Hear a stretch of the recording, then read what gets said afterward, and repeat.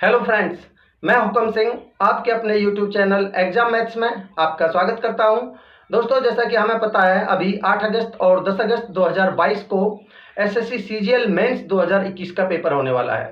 ठीक है, तो इसी एग्जाम को ध्यान में रखते हुए मैं आपके लिए जो प्रीवियस ईयर्स के पेपर्स हैं 2020, 2019 और 2018 के मेंस के पेपर्स हैं, इनमें से मैं सारे ज्योमेट्री के क्वेश्चंस आपको करवाने वाला हूं। ठीक है, तो प्रीवियस ईयर्स के पेपर्स के एनालिसिस के हिसाब से अगर मैं बात करूं तो आपको लगभग 14 क्वेश्चंस आपको ज्योमेट्री के देखने को मिले हैं। ठीक है, तो 14 क्वेश्चंस की बात करें तो आपके 28 नंबर यहां से पक्के हो जाते हैं। ठीक है, तो आपको जितना टाइम बचा है उसके हिसाब से जो प्रीवियस ईयर्स के तीनों सालों के पेपर्स हैं सारे, उनको कम से कम 2 से 3 बार कर लेना चाहिए। ठीक है, ज्योमेट्री की बात करें तो सारे ज्योमेट्री के क्वेश्चंस आपको कर लेने चाहिए। मैं आपके साथ हूं, मैं आपको इन्हीं सारे पेपर्स में से ज्योमेट्री के सारे क्वेश्चंस करवाने वाला हूं। ठीक है, तो आज के इस लेक्चर में हम 29 जनवरी 2022 को जो सीजीएल मेंस 2020 का पेपर हुआ था उसको डिस्कस करने वाले हैं। उसके सारे ज्योमेट्री के क्वेश्चंस हम करने वाले हैं। ठीक है दोस्तों, एक बात मैं आपको बता दूं, मैं दावे के साथ कह सकता हूं कि ये सारे क्वेश्चंस देखने के बाद आपको बहुत अच्छे कॉन्सेप्ट सीखने को मिलेंगे। आपके कॉन्सेप्ट्स बहुत ज़्यादा क्रिस्टल क्लियर होंगे और मैं दावे के साथ कह सकता हूं कि ये वीडियो आपको बहुत बहुत ज़्यादा पसंद आएगा। आप देखिए एक बार। ठीक है, आगे बढ़ने से पहले आपने चैनल को सब्सक्राइब नहीं किया है तो चैनल को सब्सक्राइब कीजिए, लाइक कीजिए और अपने दोस्तों में ज़्यादा से ज़्यादा शेयर कीजिए। तो चलिए शुरू करते हैं, लेट्स स्टार्ट। हेलो फ्रेंड्स, मैं हुकम सिंह आपके अपने यूट्यूब चैनल एग्जाम मैथ्स में आपका स्वागत करता हूं।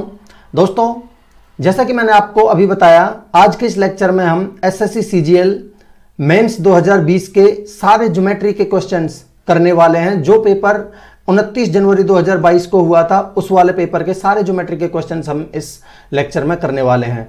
एक चीज मैं आपको बता दूं कि जो पेपर 29 तारीख को हुआ था और 3 फेब को हुआ था, दोनों में 14 क्वेश्चंस आपको ज्योमेट्री के देखने को मिले थे। तो कहीं ना कहीं 28-30 नंबर आपके यहां से बिल्कुल कंफर्म हो जाते हैं अगर आपका ये पोर्शन ज्योमेट्री का स्ट्रांग है। तो अभी देखिए, जितना टाइम बचा है उसके हिसाब से अगर हम बात करें तो आपको 2020, 19 और 18 के जितने भी मेंस के पेपर हैं आपको इनको कम से कम 2 से 3 बार करना चाहिए। ठीक है, तो इस लेक्चर में मैं बिल्कुल एग्जाम ओरिएंटेड अप्रोच के साथ आपको ये पेपर में जो ज्योमेट्री के क्वेश्चंस हैं उनको करवाने वाला हूं।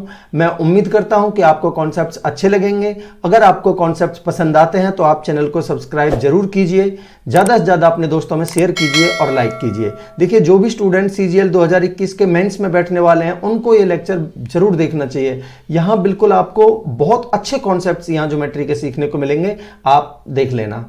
ठीक है, तो आप देख सकते हैं 29 जनवरी को जो मैथ का पोर्शन है उसको हम डिस्कस करने वाले हैं ज्योमेट्री का। ठीक है, तो दोस्तों एक बात मैं फिर से कहना चाहूंगा कि आपने चैनल को सब्सक्राइब नहीं किया है तो चैनल को सब्सक्राइब कीजिए और लाइक का बटन दबा दीजिए। ठीक है, तो चलिए शुरू करते हैं और लेते हैं पहला क्वेश्चन। क्या कह रहा है, देखिए, कह रहा है in triangle ABC M is the midpoint of side A B. ठीक है, देखिए पहले हम बना लेते हैं। मैं आपके लिए एक डायग्राम बना देता हूं इस ट्रायंगल एबीसी का। ठीक है, मान लेते हैं ये त्रिभुज है एबीसी। यहां आप थोड़ा जो डायग्राम है उस पर फोकस रखेंगे क्योंकि मेन डायग्राम होता है ज्योमेट्री में। ठीक है, और ये ट्रायंगल है आपकी ए बी और सी। क्या कह रहा है, M is the midpoint of A B. A B का मिड पॉइंट है एम, तो यानी कि ये मिड पॉइंट है, यानी कि ए एम बराबर एम बी। ठीक है, क्या कह रहा है, N is a point in the interior of triangle ABC. के ट्रायंगल के अंदर इंटीरियर में कोई पॉइंट एन है। ठीक है, मान लेते हैं ये पॉइंट एन है। Such that C N is the bisector of angle C, यानी कि ये जो एंगल सी है इसका बाइसेक्टर है सी एन। ठीक है, बना लेते हैं, मान लेते हैं ये इसका एंगल बाइसेक्टर है सी एन का। ठीक है, अब देखिए और क्या बोला है, C N is perpendicular to N B. N B पर परपेंडिकुलर भी है सी एन, तो बना लेते हैं भाई, ये इस तरीके से परपेंडिकुलर भी गिवन है। ठीक है, तो देखिए ये परपेंडिकुलर भी है और एंगल बाइसेक्टर भी है, और हमसे पूछा क्या है, what is the length of M N, M N की लेंथ पूछी है, तो यानी कि ये वाली लेंथ आपसे पूछी है, ठीक है, एम एन की।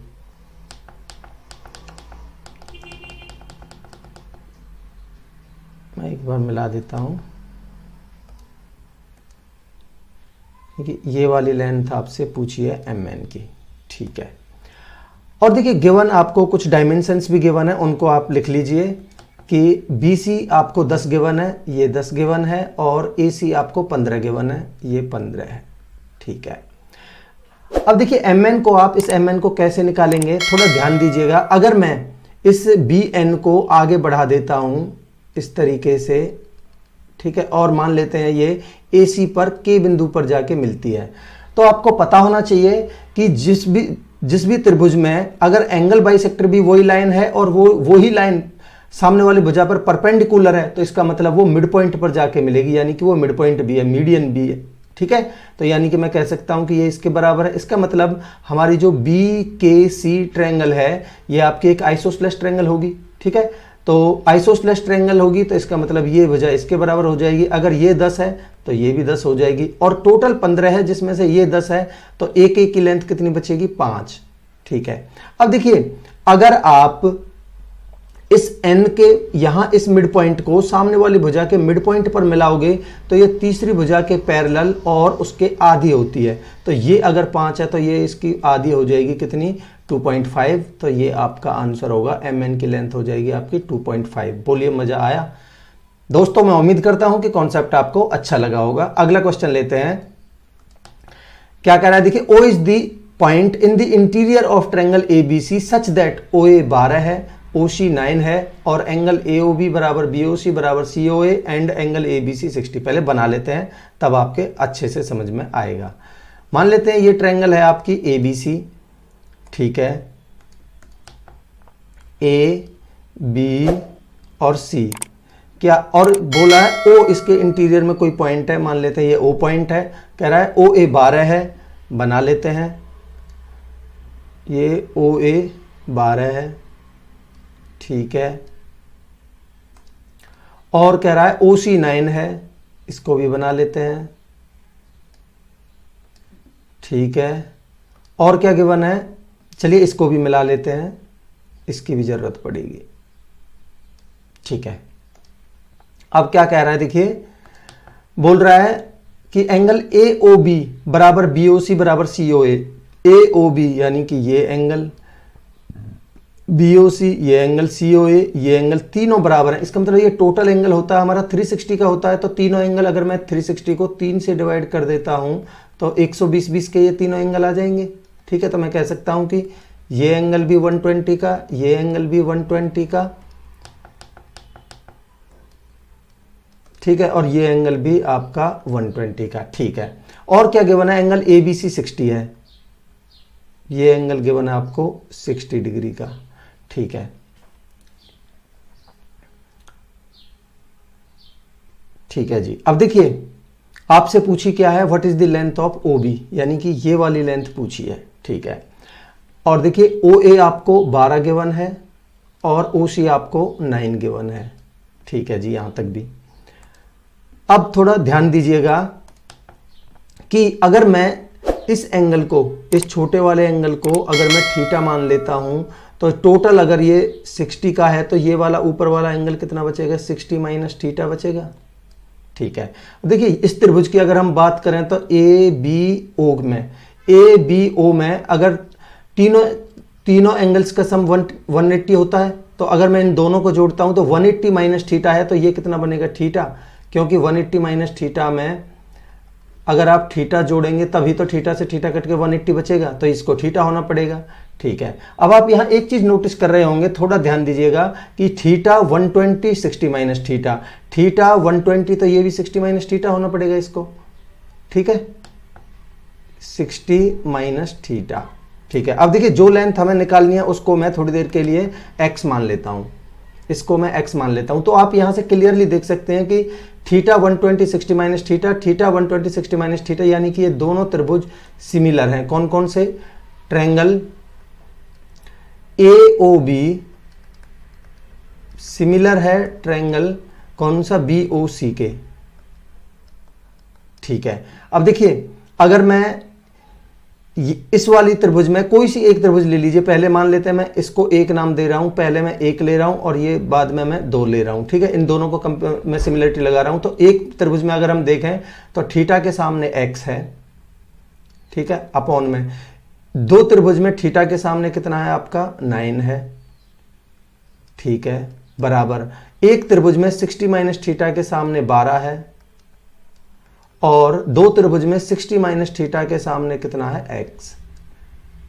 आई होप आपको यहां तक क्लियर होगा। तो आपका बनेगा अगर क्रॉस मल्टीप्लाई करोगे तो x स्क्वायर बराबर 12 नम्मा 108। ठीक है, तो x की वैल्यू यहां से कितनी आ जाएगी, अंडर रूट में 108 को आप लिख सकते हो 36 गुना में 3। ठीक है, तो यहां से x की वैल्यू आपकी आ जाएगी 6 बाहर आ जाएगा 36 का अंडर रूट से, तो ये आएगा 6√3 आपका आंसर होगा ऑप्शन 1। दोस्तों मैं उम्मीद करता हूं कि कॉन्सेप्ट आपको अच्छा लगा होगा। अगला क्वेश्चन लेते हैं। क्या कह रहा है देखिए, in triangle PQR S is point in on side QR such that angle QPS half of angle PSR। पहले बना लेते हैं भाई, अगर मैं एक ट्रायंगल बना देता हूं इधर आपके लिए जो कि आपको गिवन है PQR। ठीक है, PQR, ठीक है, और कह रहा है एंगल QPS, कह रहा है S एक पॉइंट है QR पर। मान लेते हैं यहां QR पर S एक पॉइंट है और इसको मैं मिला देता हूं। ठीक है, ठीक है, और कह रहा है angle QPS half of angle PSR। तो देखिए आपका PSR इसका हाफ है एंगल QPS, यानी कि ये वाला एंगल। तो मैं कह सकता हूं कि अगर ये थीटा है तो ये 2 थीटा है। ठीक है, और देखिए ये QPS का ये एक्सटीरियर एंगल है 2 थीटा, तो ये 2 थीटा है और ये थीटा है तो इसको थीटा होना पड़ेगा, ये थीटा होगा। ठीक है, बिल्कुल। और क्या गिवन है आपको, QPR 78 गिवन है, यानी कि ये पूरा एंगल आपको गिवन है 78। ठीक है, और एंगल PRS आपको 44 गिवन है, यानी कि ये एंगल 44 है। तो तीसरा एंगल ये थीटा कितना बचा, तो इन दोनों का सम कितना हो जाएगा, 8 और 4 12, 7 4 11 और 1 12, 122। तो इसका मतलब ये एंगल होगा आपका 58। ठीक है, और ये 58 है तो ये 2 थीटा इसका डबल हो जाएगा, यानी कि इसका दोगुना, 2 8 16, 2 5 10 और 11, यानी कि 116। हमसे पूछा क्या है, एंगल PSQ, यानी कि ये वाला एंगल पूछा है आपसे, ये वाला एंगल। ठीक है, तो टोटल होता है आपका 180, जिसमें से ये 116 है तो ये कितना बचा 64। ये आपका आंसर होगा 64, ऑप्शन 4। आई होप आपको क्लियर होगा। अगला क्वेश्चन लेते हैं। क्या कह रहा है देखिए, G is the centroid of triangle ABC whose sides AB बराबर 35, BC बराबर 12 एंड AC बराबर 37। यहां आप इन डायमेंशंस को देख के क्लियरली आपको पता चल जाना चाहिए कि ये एक ट्रिपलेट्स हैं, एक राइट एंगल ट्रायंगल की ट्रिपलेट्स हैं। तो मैं आपके लिए बना देता हूं एक राइट एंगल ट्रायंगल। मान लेते हैं ये राइट एंगल ट्रायंगल है, जिसमें आपको डायमेंशंस क्या क्या गिवन है वो मैं लिख देता हूं। देखिए पहले लिख देता हूं, इसके नाम ABC है, जिसमें AB बराबर 35 है, ये आपको 35 गिवन है, और BC बराबर 12 है, ये 12 गिवन है, और AC गिवन है आपको 37। ठीक है, और कह रहा है G इसका सेंट्रॉइड है, इस त्रिभुज का। सेंट्रॉइड आपको पता होना चाहिए, सेंट्रॉइड कहाँ बनता है, जब भी हम मिड पॉइंट थ्योरम लगाते हैं, मिड पॉइंट के केस में आपका सेंट्रॉइड बनता है। तो मैं अगर इस वाली त्रिभुज में अगर यहाँ से सामने एक मिड पॉइंट पर जाके मिला देता हूं, तो यानी कि ये सामने वाली भुजा को 2 बराबर भागों में बांट देगी। ठीक है, तो देखिए ये बन जाएगा हमारा 37/2, यानी हाफ हाफ बांट देगी इसको, सामने वाली भुजा को। और आपको ये भी पता होना चाहिए कि ये भुजा इसके बराबर होती है, ये इसके बराबर होती है, तो इसका मतलब ये भी 37/2 के बराबर होगी। क्लियर है यहाँ तक, ये पूरी भुजा 37/2 होगी। अब मैं अगर इसके सेंट्रॉइड की बात करता हूं, तो आपको ये भी पता होना चाहिए कि जो इसका सेंट्रॉइड होता है ना G, वो इसको 2:1 में डिवाइड करता है। ठीक है, अब इसने पूछा है BG, यानी कि ये वाली लेंथ पूछी है, यहाँ से यहाँ तक BG की लेंथ। तो टोटल 3 है, जिसमें से 2/3 हो जाएगी 37/2। ठीक है, रेशियो के हिसाब से 3 है और टोटल वैल्यू है इसकी 37/2। तो मैं कह सकता हूं कि जो अगर मैं BG निकालूंगा तो वो बनेगी आपकी 2/3 ऑफ, भाई टोटल 3 है, उसमें से हमें 2 की वैल्यू निकालनी है, तो 2/3 ऑफ 37/2। तो 2 से 2 कट जाएगा, 3 से 12 36, 12 पॉइंट समथिंग, यानी कि 12.3 आपका आंसर आ जाएगा ऑप्शन 4। दोस्तों मैं उम्मीद करता हूं कि कॉन्सेप्ट आपको क्लियर होगा। अगला क्वेश्चन लेते हैं, क्या कह रहा है देखिए। कह रहा है ABCD एक क्वाड्रिलेटरल है जिसमें AB पैरेलल है DC के। E and F are the midpoints of the diagonals AC and BD respectively. ठीक है, तो देखिए कैसे ये एक ट्रेपीजियम की फॉर्म में ये क्वाड्रिलेटरल गिवन है आपको, जिसका मैं नाम दे देता हूं। क्या क्या गिवन है, A B C और D। ठीक है, और इसके मिड पॉइंट्स यानी कि इसके जो डायगोनल्स हैं उसके मिड पॉइंट्स में मिला देता हूं। इसने बोला है कि AC और BD यानी कि जो डायगोनल्स हैं AC और BD इनके मिड पॉइंट्स E और F पर मिलते हैं। तो इसके मिड पॉइंट मैं बना देता हूं। देखिए मान लेते हैं इसका मिड पॉइंट क्या गिवन है आपको E,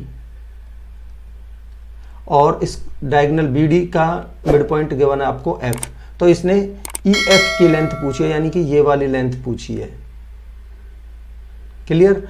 अब देखिए इसने कुछ डायमेंशंस भी गिवन है। AB 18 गिवन है और CD 6 गिवन है, ये 6 गिवन है। तो देखिए अगर आप इसकी लेंथ निकालने बैठोगे, जो मिड पॉइंट्स को मिलाने के बाद जो डिस्टेंस आती है, अगर आप इसको निकालोगे तो इसकी डायरेक्ट प्रॉपर्टी होती है क्या, कि अगर आप EF निकालोगे तो हाफ ऑफ जो पैरेलल साइड्स हैं दोनों इनका डिफरेंस। ठीक है, तो मैं डायरेक्ट लिख रहा हूं 18 माइनस में 6। क्लियर। तो कितना बनेगा आपका, 18 में से 6 गए तो 12/2, आंसर आएगा आपका 6, ऑप्शन 2। दोस्तों मैं उम्मीद करता हूं कि कॉन्सेप्ट आपको पसंद आ रहे होंगे अब तक। अगर पसंद आ रहे हैं तो पहले आप लाइक का बटन दबाइए और चैनल को सब्सक्राइब नहीं किया है तो सब्सक्राइब कर लीजिए। ठीक है, अगला क्वेश्चन लेते हैं। क्या कह रहा है देखिए, इन ट्रायंगल LMN LM 5√2 है, LN 13 है, एंगल LMN 135 डिग्री का है, what is the length of MN। देखिए मैं इस क्वेश्चन को आपको दो तरीके से समझाऊंगा। तो पहले मैं आपके लिए इधर एक ट्रायंगल बना देता हूं जो गिवन है। मान लेते हैं ये एक ट्रायंगल गिवन है आपको,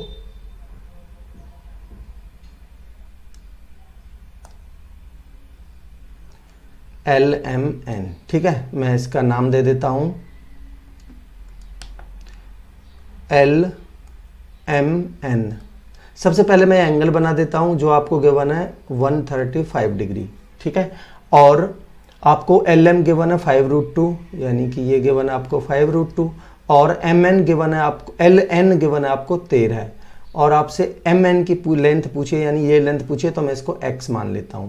ठीक है, तो आप यहां से साइड निकालने के लिए क्लियरली देख सकते हैं, एक एंगल गिवन है और दो साइड गिवन है। तीसरी साइड निकालने के लिए आप कोसाइन रूल लगा सकते हो। ठीक है, तो मैं यहां पहले कोसाइन रूल से आपको समझा रहा हूं। ठीक है, कोसाइन रूल के लिए क्या तरीका होता है कि इस एंगल का कॉस, तो यानी कॉस 135 डिग्री बराबर, देखिए जिन दो भुजाओं से मिलकर ये एंगल बना है उनका स्क्वायर कीजिए। तो x स्क्वायर प्लस में 5√2 का स्क्वायर, मैं लिख देता हूं एक बार, x स्क्वायर प्लस में 5√2 का स्क्वायर, माइनस में जो एंगल के सामने वाली भुजा है उसका स्क्वायर माइनस कीजिए, तो 13 का स्क्वायर। ठीक है, अपॉन में 2 इंटू में वही दो भुजा जिनसे मिलकर ये एंगल बना है 5√2 इंटू में ये x। ठीक है, अब देखिए cos 135 की वैल्यू कितनी होती है, तो मैं आपको थोड़ा बता देता हूं। इधर मान लेते हैं ये आपका, ये फर्स्ट क्वाड्रेंट, ये सेकंड क्वाड्रेंट, तो 135 यानी कि 90 प्लस में 45 बनेगा। ठीक है, 90 प्लस में 45। अब देखिए 90 पर चेंज होता है, कॉस हो जाएगा साइन में चेंज, बट जो कॉस सेकंड क्वाड्रेंट में माइनस का होता है, और साइन 45 की वैल्यू 1/√2 होती है, माइनस की होगी। तो cos 135 की वैल्यू माइनस का 1/√2 हो जाएगी। ठीक है, बराबर x स्क्वायर का x स्क्वायर रहने दीजिए, प्लस में 5 पंजे 25 दूनी 50, माइनस में 13 169, अपॉन में 2 इंटू में 5√2 इंटू में x। अब देखिए इनको सॉल्व कीजिए, काटिए, √2 से तो ये √2 कट जाएगा, इधर जाके 5 दूनी 10 x माइनस का हो जाएगा। ठीक है, तो मैं इधर इसको लिखना चाहूँ तो बनेगा आपका x स्क्वायर, और ये बनेगा 169 में से 50 गए तो 119 माइनस का 119, और देखिए बराबर में जाके माइनस का 10x होएगा, प्लस में मैं इधर लाके 10x प्लस का कर दूंगा बराबर 0। अब यहाँ आपको क्वाड्रेटिक इक्वेशन सॉल्व करनी आनी चाहिए कि 17 7 119 प्लस का 17 होगा और माइनस का 7 होगा, तो आपकी ये तो होगा नहीं, 7 आपकी वैल्यू हो जाएगी, x की वैल्यू हो जाएगी आपकी 7। यही हमें x की वैल्यू निकालनी थी, ठीक है। तो ये वैल्यू आ जाएगी आपकी 7, ऑप्शन 1। ये था आपका कोसाइन रूल। अब मैं आपको एक दूसरा तरीका बताता हूँ जो आपको बहुत पसंद आएगा। देखिए थोड़ा ध्यान दीजिएगा, मैं इधर से आपको समझाने की कोशिश करता हूँ, ठीक है। तो देखिए मान लेते हैं, पहले मैं इसका डायग्राम बना देता हूँ।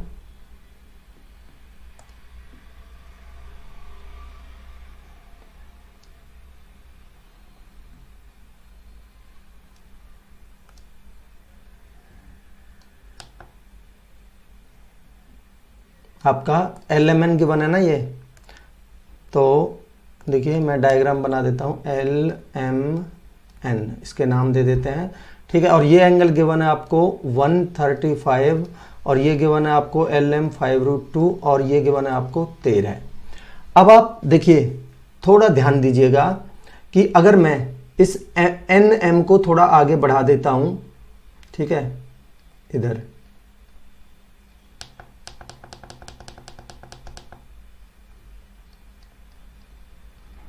अगर मैं बढ़ा देता हूं और L से इस पर एक परपेंडिकुलर डाल देता हूं, ठीक है, तो आप क्लियरली देख सकते हैं अगर ये 90 है, देखिए ये 135 है टोटल, कलर चेंज करके बता देता हूं, ये टोटल 135 है और टोटल यहां से यहां तक 180 है, तो 180 में से 135 जाएगा तो ये बचेगा आपका 45। ये 90 है तो ये भी कितने का बचेगा 45, ठीक है। और देखिए ये 90 के सामने अगर √2 है, 5√2 है, तो मैं कह सकता हूं कि ये 5 है, ये 5 है, तभी ये 5√2 आएगा। और आपको पता होना चाहिए कि 5 12 13 का ट्रिपलेट होता है, ये 5 है, ये 13 है, तो टोटल कितना होना पड़ेगा इसको 12। टोटल 12 में से यहाँ 5 है तो ये लेंथ कितनी बचेगी आपकी 7। यही आपसे पूछी थी, तो 7 आपका आंसर हो जाएगा, ऑप्शन 1। दोस्तों मैं उम्मीद करता हूं कि कॉन्सेप्ट आपको बहुत अच्छा लगा होगा। अगला क्वेश्चन लेते हैं, क्या कह रहा है देखिए, S and T are the points on the sides PQ and PR respectively of triangle PQR। ठीक है, पहले मैं आपके लिए ये ट्रायंगल बना देता हूं, डायग्राम बना देता हूं। मान लेते हैं ये ट्रायंगल है आपकी PQR, ठीक है। इसकी मैं डायमेंशंस लिख देते हैं, पहले इसका नाम दे देते हैं PQR, ठीक है। और बोला है कि PQ S और T, PQ और PR पर दो बिंदु हैं, मान लेते हैं, या इस पर PQ पर S है और PR पर T है, ठीक है। इसको मिला देते हैं, ठीक है। क्या कह रहा है, PS इंटू में PR और PQ इंटू में PT। देखिए मैं हमें पता है थेल्स थ्योरम से कि PS अपॉन में पूरा PQ होता है और PT अपॉन में पूरा PR होता है, ठीक है। तो मैं यहाँ इस PS के अपॉन में पूरा ये PQ ले आता हूँ यहाँ से, ठीक है। तो इसको लिख लूँगा मैं PS अपॉन में PQ बराबर इस PT के अपॉन में पूरा PR, तो इस PT के नीचे मैं इस PR को ले आता हूँ। मैं उम्मीद करता हूँ कि यहाँ तक आपको क्लियर होगा, ठीक है। तो अब यहाँ से आपको एक चीज़ क्लियर पता चल गई कि ये दोनों त्रिभुज, ये वाली PST और पूरी त्रिभुज PQR सिमिलर हैं। मैं लिख देता हूँ एक बार, ट्रायंगल PST सिमिलर है ट्रायंगल PQR के, ठीक है। ये कंडीशन है तो इसका मतलब ये सिमिलर है, और ये सिमिलर है तो इसका मतलब ये भुजा इसके पैरेलल भी होगी, ठीक है। और ये भुजा पैरेलल होगी तो इसका मतलब ये एंगल इसके बराबर होगा, ठीक है। अब आगे देखते हैं गिवन क्या है आपको, एंगल Q बराबर 96 है, ये एंगल 96 है तो इसका मतलब ये एंगल भी 96 होगा। और कह रहा है एंगल PST क्या गिवन है इसने, एंगल PRQ प्लस में 34। एंगल PRQ यानी कि ये, इसको मैं अगर थीटा मान लेता हूँ तो ये बनेगा हमारा थीटा प्लस में 34।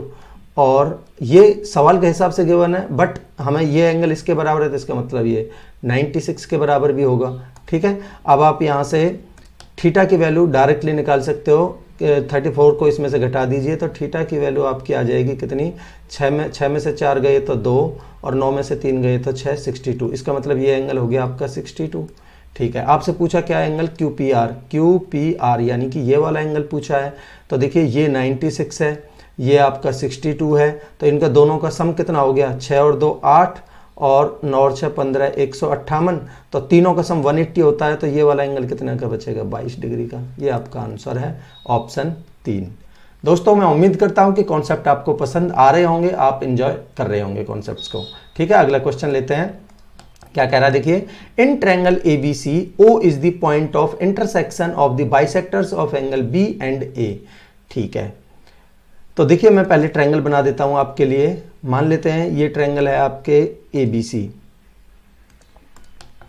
A B और C, और B और A का बाइसेक्टर, एंगल बाइसेक्टर है, तो ये एंगल B और ये एंगल A, इनके एंगल बाइसेक्टर O पर इंटरसेक्ट करते हैं। ठीक है, बना लेते हैं इसके एंगल बाइसेक्टर B और आपका एंगल A, ये दोनों O पर इंटरसेक्ट करते हैं, क्वेश्चन में बोला गया है। ठीक है, तो ये O पर इंटरसेक्ट करते हैं। ठीक है, और ये एंगल बाइसेक्टर गिवन है, आपको ये ध्यान रखिए। ठीक है, अगर देखिए ये दोनों एंगल बाइसेक्टर हैं, तो अगर मैं तीसरा एंगल बाइसेक्टर भी यहां से बनाना चाहूं तो वो इस O पॉइंट पर ही आके मिलेगा। ठीक है, तो उसको भी मैं बना देता हूं, तो ये यहां से O पॉइंट पर आकर मिल जाएगा, ये भी आपका एंगल बाइसेक्टर ही होगा। क्लियर है यहां तक? ठीक है, अब आपको गिवन क्या है? एंगल BOC 108, BOC ये आपको गिवन है 108। ठीक है, तो आपसे पूछा है एंगल BAO, यानी कि BAO यानी कि ये छोटा वाला एंगल। ठीक है, तो आपको पता होना चाहिए एंगल बाइसेक्टर थ्योरम से एक प्रॉपर्टी होती है कि एंगल यानी 90 प्लस में एंगल A/2 बराबर होता है हमारा ये वाला एंगल 108।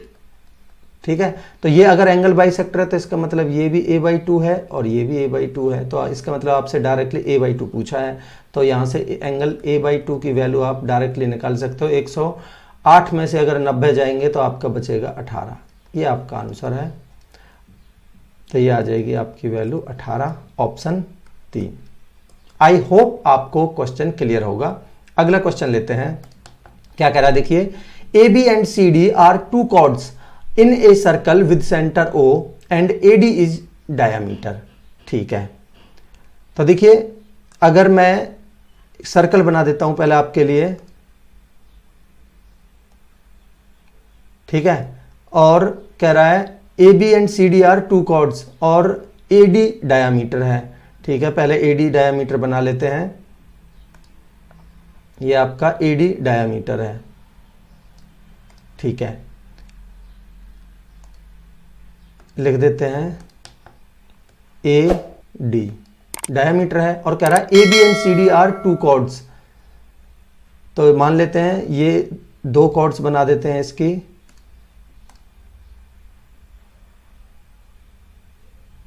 AB और CD। ठीक है, और कह रहा है जब इनको प्रोड्यूस किया जाता है तो ये P पर मिलते हैं सर्कल के बाहर, तो इनको प्रोड्यूस कर देते हैं और इसको भी प्रोड्यूस कर देते हैं, यानी कि बढ़ा देते हैं, तो ये कहाँ मिल रहे हैं? बिंदु P पर। ठीक है, P पर मिलते हैं। अब इनका नाम दे देते हैं AB और CD। ठीक है, इनको बढ़ाने पर ये P पर मिलते हैं। ठीक है, अब क्या गिवन है? एंगल APD 25 डिग्री, APD ये गिवन है आपको 25। ठीक है, और एंगल DAP 39, DAP ये गिवन है आपको 39। ठीक है, आपसे पूछा एंगल CBD, CBD। ठीक है, देखिए मैं आपको थोड़ा बना के बता देता हूं कौन सा पूछा है। ये वाला एंगल आपसे पूछा है,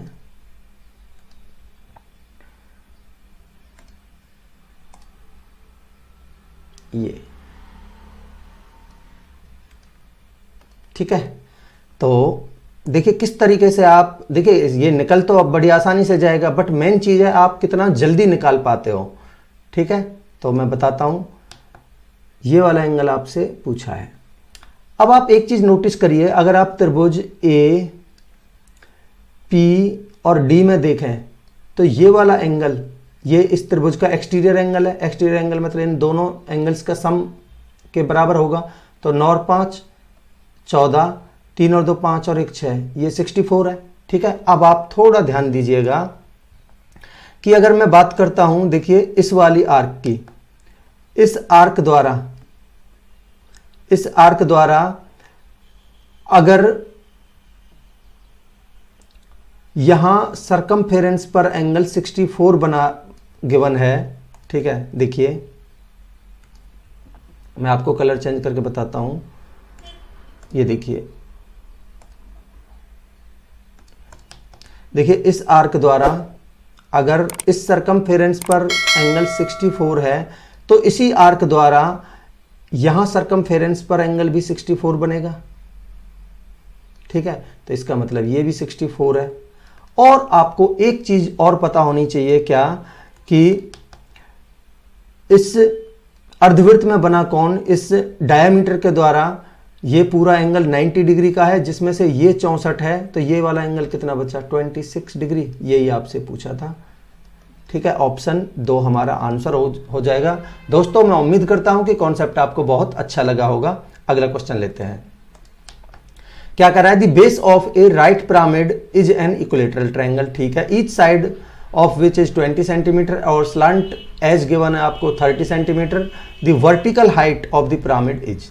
तो देखिए अगर आपको थोड़ा कॉन्सेप्ट क्लियर है तो ये क्वेश्चन बड़ी आसानी से आपके लिए हो जाएगा, ठीक है। मैं एक इक्विलेटरल ट्रायंगल बना लेता हूं बेस में, ठीक है, ठीक है। और देखिए इसको पिरामिड को कंप्लीट में डायग्राम इसका बना देता हूं।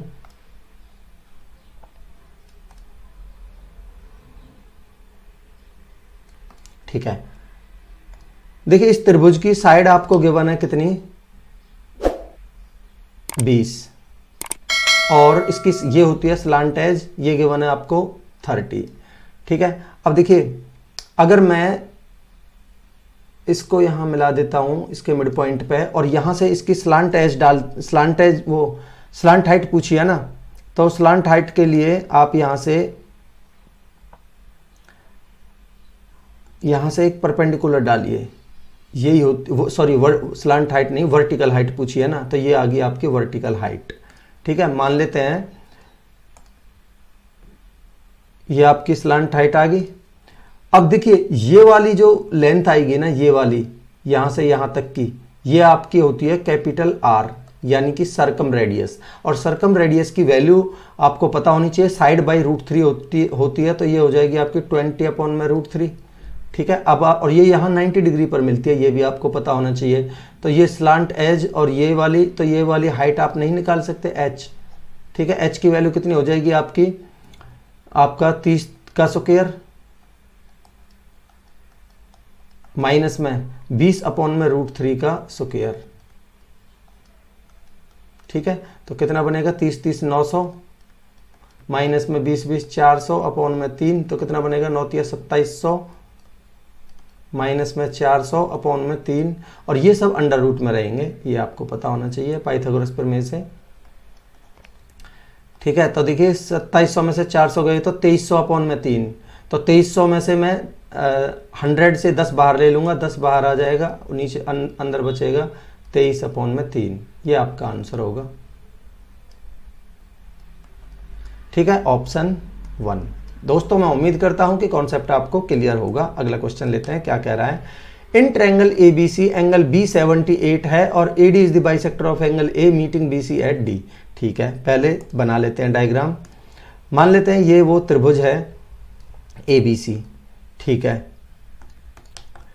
A B और C, और कह रहा है एंगल B 78 है, ये एंगल 78 गिवन है, ठीक है। और AD is the bisector of angle A, मान लेते हैं इसका एंगल बाइसेक्टर मैं बना देता हूं एक, यहां से मान लेते हैं ये एंगल बाइसेक्टर है AD, जो कि D पर मिल रहा है सामने वाली भुजा पर, ठीक है।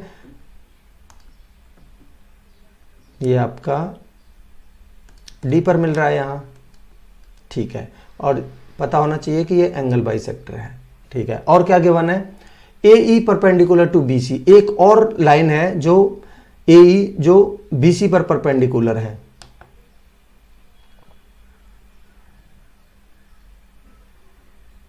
तो यहां से मैं परपेंडिकुलर डाल देता हूं, ठीक है। ये क्या है आपका परपेंडिकुलर।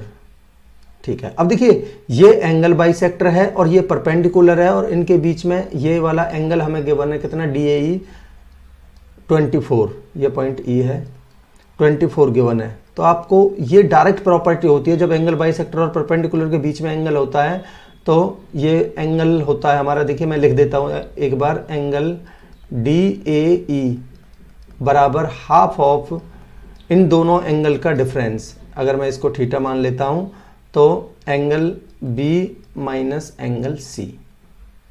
ठीक है, तो इसमें रखिए ये वैल्यू गिवन है आपको 24 डिग्री का एंगल गिवन है ये, और हाफ ऑफ एंगल B कितना गिवन है आपको 78 माइनस में थीटा। ठीक है, तो ये बनेगा 24 दूनी 48, तो 78 माइनस थीटा बराबर 24 दूनी 48। तो यहाँ से थीटा को इधर ले आइए, 48 को इधर ले आइए, तो थीटा की वैल्यू आ जाएगी आपकी 30 डिग्री। ये आपका आंसर है। ठीक है, ऑप्शन 1। आई होप आपको क्लियर होगा। अगला क्वेश्चन लेते हैं, क्या कह रहा है देखिए, कह रहा है a circle is inscribed in triangle PQR touching the sides QR PR and PQ at points SU and T respectively. ठीक है, पहले ट्रायंगल बना लेते हैं। कह रहा है a circle is inscribed in triangle, तो यानी सर्कल ट्रायंगल के अंदर इंस्क्राइब्ड है, तो पहले आप एक सर्कल बना लीजिए अपनी आसानी के लिए, ताकि आसानी से हम डायग्राम बना सकें। ये सर्कल है और इसकी जो ट्रायंगल के अंदर इंस्क्राइब्ड है ना, तो इसके बाहर एक ट्रायंगल बना लेते हैं।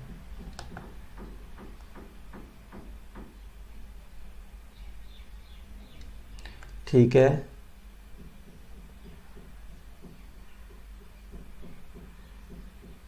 ठीक है,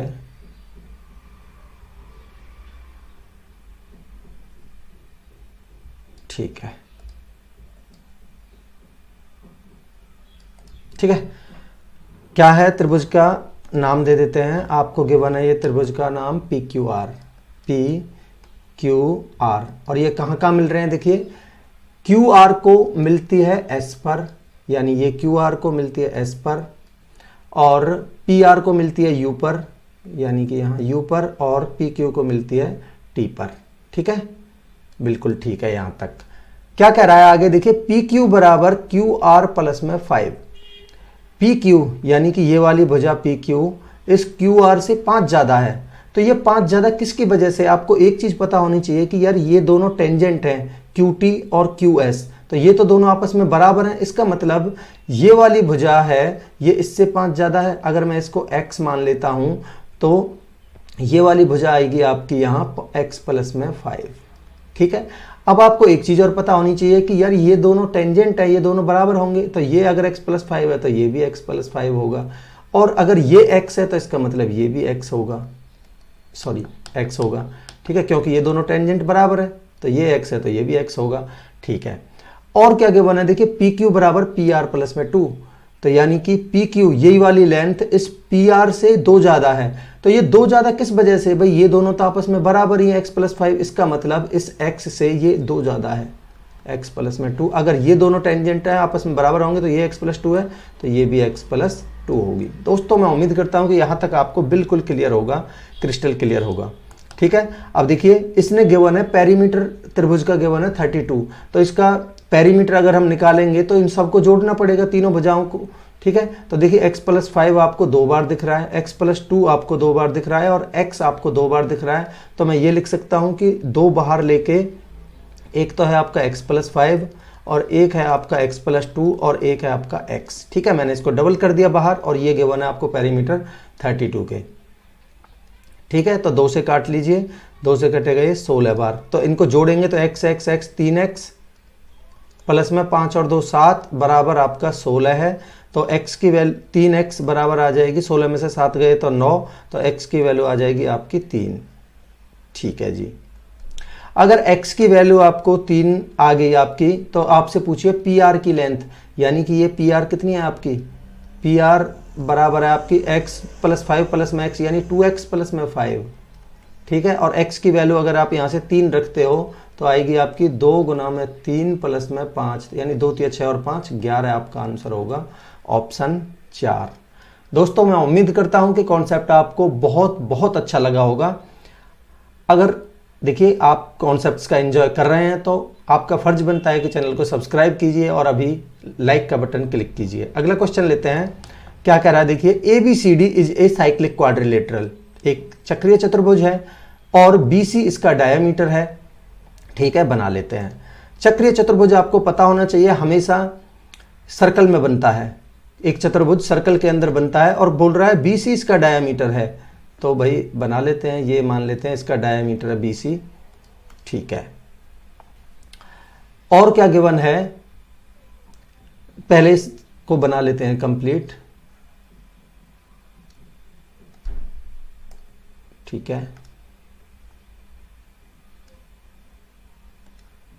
ठीक है, ये बन गया आपका ABCD साइक्लिक क्वाड्रिलेटरल जिसमें BC डायमीटर है, तो इसकी डायमेंशंस का नाम लिख देते हैं। ये तो BC गिवन है आपको, तो A, B, C और D। ठीक है, अब गिवन है आपको एंगल DBC 29 है, D, B और C 29 है, तो बना लेते हैं। यानी कि ये वाला एंगल आपको गिवन है कितना, 29। ठीक है, तो देखिए ये वाला एंगल आपको गिवन है 29। ठीक है, और आपसे पूछा एंगल BAD यानी कि ये वाला एंगल पूछा है। तो देखिए बड़ा आसान क्वेश्चन हो गया। अब ये इस अर्धवृत्त में बना कौन 90 डिग्री का होगा, ये आपका 90 डिग्री का है।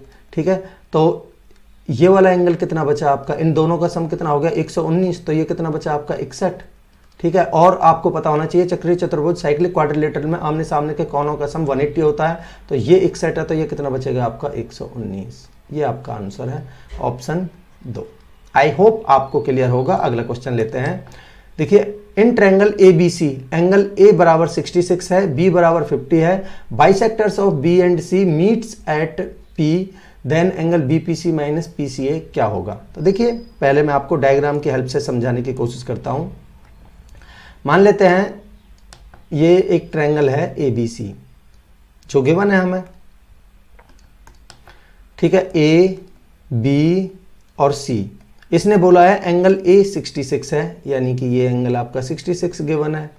ठीक है, और एंगल B 50 गिवन है, ये 50 गिवन है, और बोल रहा है इनके बाइसेक्टर्स B और C के P पर मिलते हैं, तो इनके बाइसेक्टर्स भी बना लेते हैं। ठीक है, तो देखिए इसके बाइसेक्टर्स मान लेते हैं, इसका बाइसेक्टर और इसका बाइसेक्टर P पर मिलते हैं।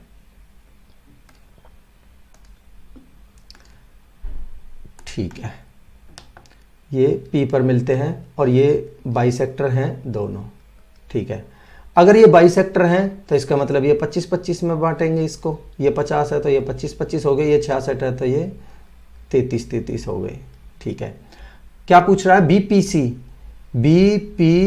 अगर देखिए ये दोनों बाइसेक्टर हैं और मैं अगर इसको मिलाता हूं तो ये भी एक बाइसेक्टर ही होगा, बिल्कुल। ठीक है, तो ये भी बाइसेक्टर ही होगा। ठीक है, तो देखिए ये भी बाइसेक्टर होगा। अब एंगल BPC इसका मान पूछा है हमसे, BPC माइनस में एंगल PCA।